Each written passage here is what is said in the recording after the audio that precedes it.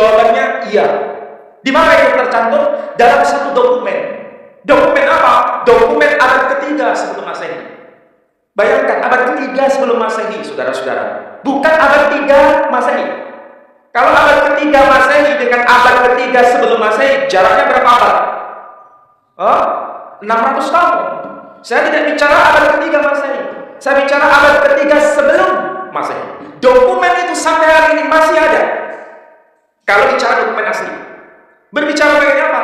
Pada ayat yang menegaskan nama beliau. Apa itu ayatnya? Termaktub di dalam kitab yang namanya Syir Asy-Syirin. Ini kalau mendengar istilah ini banyak yang nggak paham itu. Apa Syir Asy-Syirin? Pemilik kitab suci saja di Indonesia nggak paham itu apa Syir Asy-Syirin. Tapi kalau disebut dengan terjemahannya, mereka paham.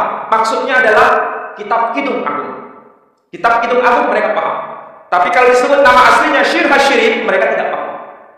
Mereka itu kebanyakan lebih paham terjemahannya daripada paham bahasa aslinya. Kalau kita lebih paham bahasa aslinya, kadang-kadang terjemahannya nggak paham. Betul? Nah, kalau mereka dikatakan, mari kita buka kitab Syir Asy-Syirin, mereka pasti nggak paham apa itu kitab Syir Asy-Syirin. Tapi kalau dikatakan, mari kita buka kitab Kidung Agung, mereka pasti paham. Sama dengan kita, mari kita buka surah Al-Baqarah, kita semua paham. Tapi kalau ustadznya mengatakan, mari kita buka surah Sapi Betina, kira-kira paham nggak? Nggak ada yang paham. Ini merupakan perbedaan cara memahami. Jadi kita lebih akrab dengan bahasa aslinya dibanding terjemahannya. Mereka lebih akrab terjemahannya dibanding bahasa aslinya. Karena bahasa aslinya itu sangat begitu susah dan mereka tidak begitu akrab, sehingga bahasa asli itu tidak dipahami. Nah, saya bicara dalam konteks bahasa asli.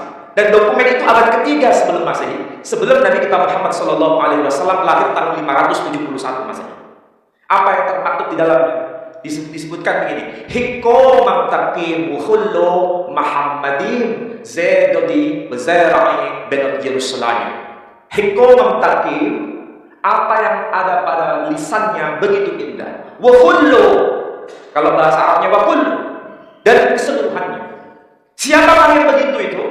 Muhammadin. Siapa itu Muhammadin? Zedodi. Inilah kekasih. Kalau bahasa Arabnya hada habibi. Kalau hada habibi itu berarti laki atau perempuan? Laki. Aslinya tertulis Zedodi. Inilah kekasihku. Wa zara'i, inilah pemimpinku. Benot Yerusalem, saksikan wahai para perempuan putri-putri Yerusalem.